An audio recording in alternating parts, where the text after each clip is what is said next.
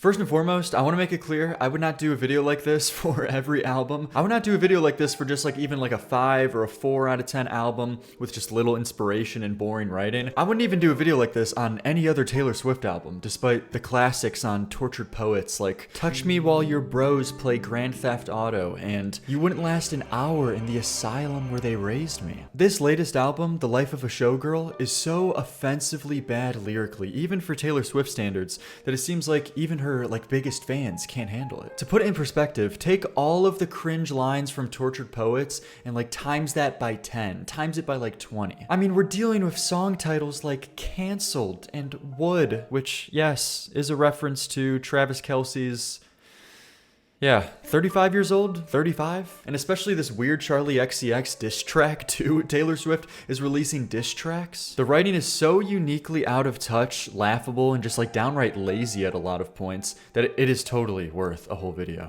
Starting off at father figure, I'll be your father figure, I'll drink that brown liquor. I can make deals with the devil because my dick's bigger. First one, my dick's bigger.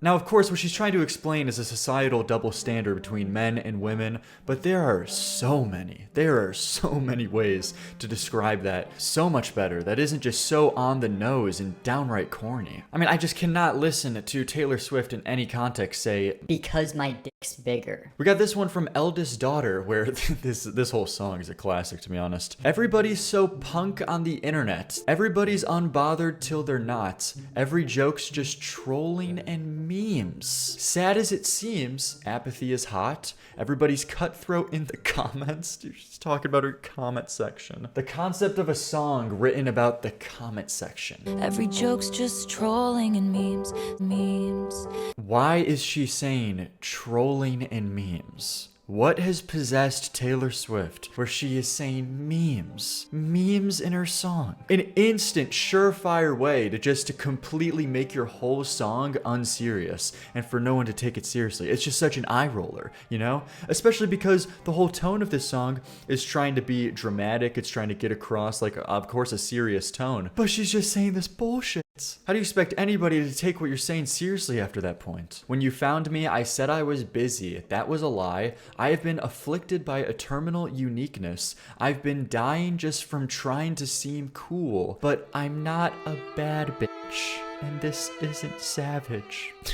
And the tone in which she delivers saying savage and bad bitch is like so serious too. But I'm not a bad bitch. This emotional piano like ballad. She's trying to evoke all these emotions, these strong feelings from you while saying Savage. Man, Taylor Swift is going through some troubles, man. She is a tortured poet. So many traitors, smooth operators, but I'm never gonna break that vow. I'm never gonna leave you now. Every eldest daughter was the first lamb to the slaughter, but we all dressed up as wolves and we looked fire? Fire? What do you mean? So it first starts off with like the classic like Taylor Swift, you know, over the top like Pinterest poetry, you know, just trying to be an aesthetic, trying to be a vibe.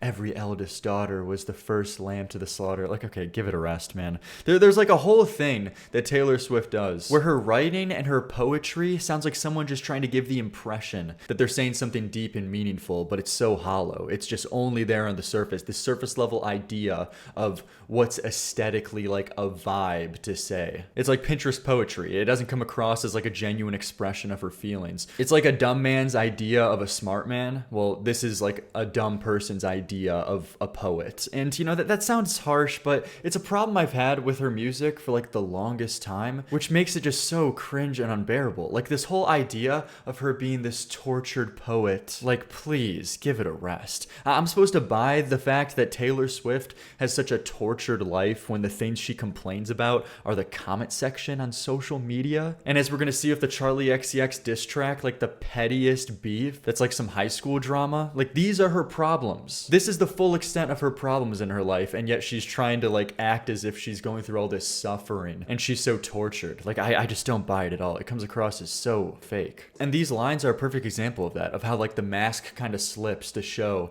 that the emperor has no clothes. It's all hollow. There is no meaning, there is no depth. Because she's saying, saying, every eldest daughter, first lamb to slaughter, so we all dressed up as wolves and we looked fire. Like, hello? And then it goes back into, I'm not a bad bitch and this isn't savage. Oh, man. But moving on to the weirdest song on this album that was completely out of left field for everybody, which is actually Romantic, a play on, assumingly, Charlie XCX, Everything is Romantic. And this is all a diss track, apparently. Dissing Charlie XCX for a song she released called Sympathy is a Knife, where she talked about being insecure in comparison to like other big pop stars in her field. And apparently some behind the scenes things happened where Charlie doesn't like Taylor. But all of this comes across as like the most cringe, petty thing, especially for like a 35-year-old. I heard you call me boring Barbie when the Cokes got you brave. So starting off, gloves off and everything. Just, you're a cokehead. Okay, man. Jesus. You called me boring? Well, have you considered the fact that you're addicted to drugs? You are addicted to coke.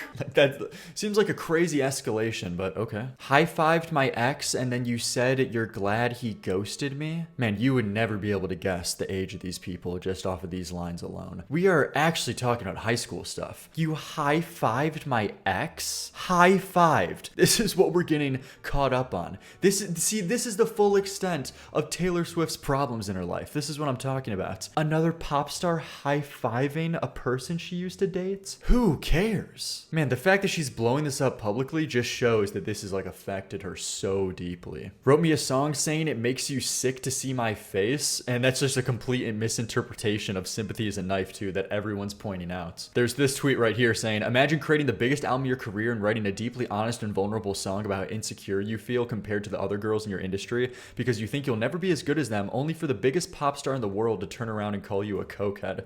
Yeah, because Taylor Swift just completely misinterpreted the meaning and point of that song. Very embarrassing stuff right there. Some people might be offended, but it's actually sweet all the time you've spent on me. It's honestly wild all the effort you've put in. It's actually romantic. I really gotta hand it to you. No man has ever loved me like you do. Okay. Hadn't thought of you in a long time, but you keep sending me funny valentines. And I know you think it comes off as vicious, but it's precious, adorable. Like a toy chihuahua barking at me from a tiny purse. That's how much it hurts. It's just next level embarrassing, especially given off the fact that all of these lines are based off of a misinterpretation from what Charlie even said. But even if Charlie was actually like dissing Taylor Swift and being ruthless against her, why would you think it would be a good response back? Like a scathing response to say, You're like a toy chihuahua barking at me from a tiny purse. wow, dude, wow. Hats off to Taylor Swift. Holy shit. That's gonna keep Charlie XCX up at night. Man. You're like a chihuahua. How many times has your boyfriend said, why are we always talking about her? Yeah, clearly Charlie seems to be the one caught up about this. She's the one losing sleep about this. You think I'm tacky, baby? Stop talking dirty to me. It sounded nasty, but it feels like you're flirting with me. I mind my business. God's my witness that I don't provoke it. It's kind of making me wet. It's kinda making me wet. No.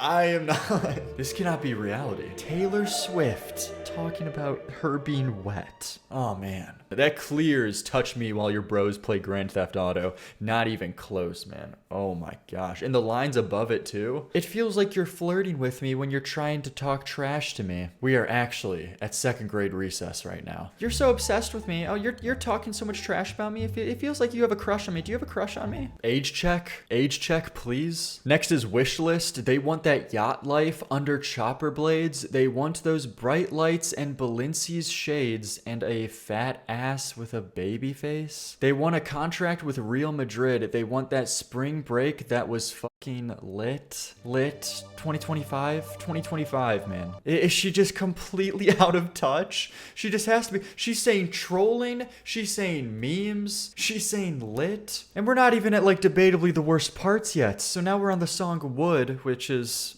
you know what it's about, where she consecutively refers to Travis Kelce's penis in about 10 different metaphors, like 10 different separate ways of referring to, guys, this is rough. All over me, it's understood. I ain't got to knock on wood. Forgive me, it sounds cocky. Get it, man? Cocky. Get it? Knock on wood. Is this just like the inner millennial coming out of her and throughout this like whole album? He opmatized me, which she's saying he dickmatized me here. Dickmatized. He hypnotized me and opened my eyes. And opened my eyes, redwood tree, it ain't hard to see. His love was the key that opened my thighs.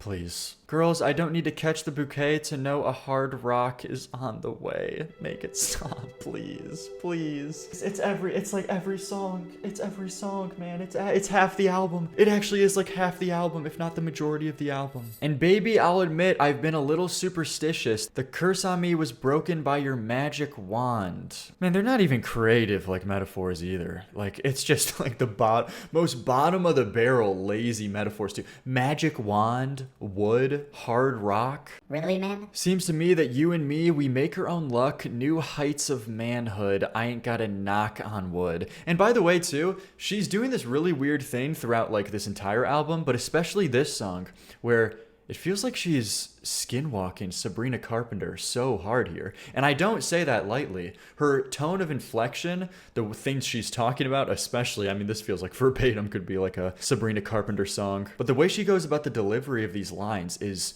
1-to-1 Sabrina Carpenter. New high of manhood. I gotta knock on wood. Come on, man. Even the instrumental, the breathy tone, the little sound effects into like a little like talking bit thing. I ain't gonna knock on wood. That's just 1-to-1 Sabrina. That is like completely ripping off Sabrina. Like it's gotta be. Taylor Swift's got a weird thing about wearing her inspiration a little bit too much on her sleeve sometimes. It was the case of Lana Del Rey too on the previous album. But just when you thought it couldn't get any worse, man, track number 10, Cancelled. Cancelled. You thought that it would be okay at first, the situation could be saved of course, but they'd already picked out your grave and hearse. Beware the wrath of masked crusaders. Talking about anonymous comment sections, by the way. Commenters in the comment section again. Did you girl boss too close to the sun? Did they catch you having far too much fun? Girl boss. Did your girl boss too close to the sun? What do you even say that? Man, I'm running out of reactions. I'm running out of reaction to this. I'm just exhausted. I'm tired. I'm tired at this point, man. It's too much. It's too much. I'm listening. I need a break. It's exhausting. Come with me. When they see us, they'll run. Something wicked this way comes. Good thing I like my friends canceled.